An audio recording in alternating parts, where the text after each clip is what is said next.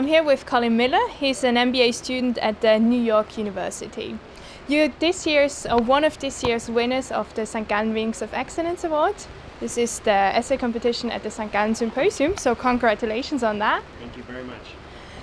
To start the interview, just talking about this year's topic, growth, the good, the bad and the ugly. What comes to your mind in just 2 sentences? 2 sentences. I guess I'll go back to my essay for that.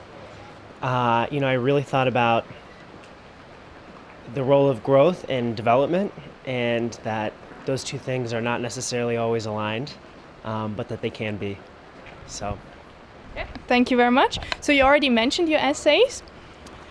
Do you think, there you were writing about alternatives to growth. Why do you think they're actually necessary?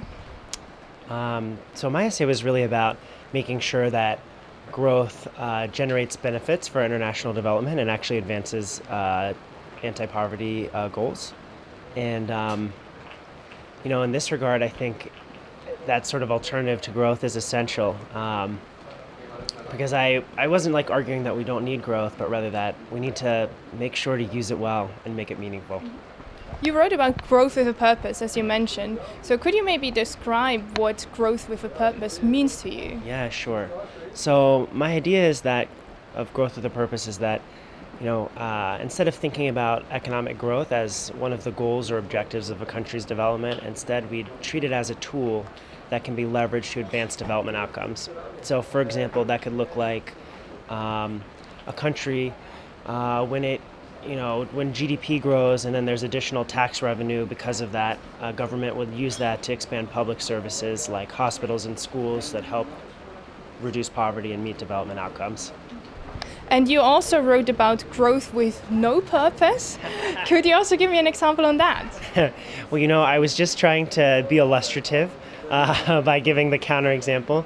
And so I mentioned in my essay Equatorial Guinea, which is a country that had a lot of oil-fueled economic growth. And it actually for a while had one of the highest GDP per capita in the world, but still remained very poor. So it just was a good case study that illustrated this idea that growth doesn't necessarily equate with development outcomes. To get a bit more specific about your idea, you said that government should intentionally tie pro-growth policies to explicit anti-poverty goals.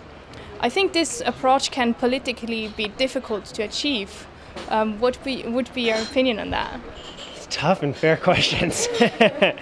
You know what? I totally agree with you. I think when I was really thinking about this essay, it was sort of the intellectual exercise of what is the missing link here and how can we talk about that? But I think practically speaking, to achieve that goal, an essential piece is democratic participation and civil society participation. And I also hope, referencing in my own country, we have the rise of Donald Trump. And this is really, I think, related to people's economic concerns. And the fact that although we've returned to GDP growth since the crisis in 2008, many people don't feel the benefits yet. And I think smart politicians that are not crazy like him are going to start to realize that it's important to link growth with development and economic benefits that are more equally shared. And if not, we'll continue to have this kind of right-wing populist movements, that stoke people's economic fears. So you say we need to measure it with more relevant, as you say, poverty-related indicators. How would you do that? What indicators would you use? Yeah. I actually think the Sustainable Development Goals are great. There's probably way too many of them. I think there's 169 or something like that. But there are a lot of great indicators in there that have, sort of been achieved through consensus by a lot more people who are much more, qualified than I am. But my personal opinion, a few really important indicators of public health, like child mortality,